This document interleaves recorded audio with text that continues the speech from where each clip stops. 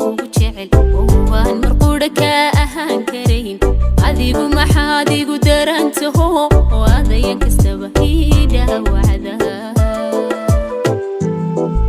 adigoo ni rabiyaana wada u dhibtoonino uga gooyin dadkee inadiyo bashiyo inaan ka tago labada miduun afkayga shee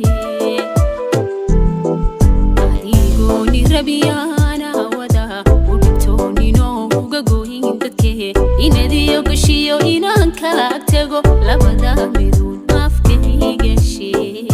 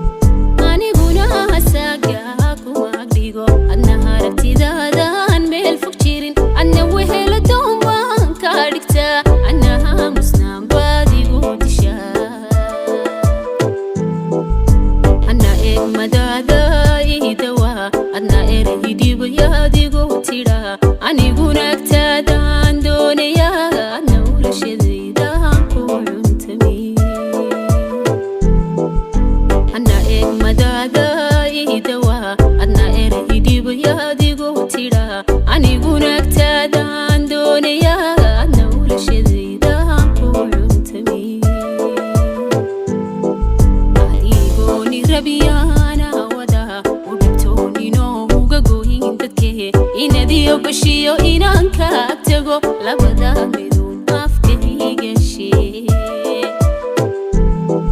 adigoo ni rabiyaana wada u dhibtoonino uga gooyin dadkee inadiyo bashiyo inaan ka tago labada miduun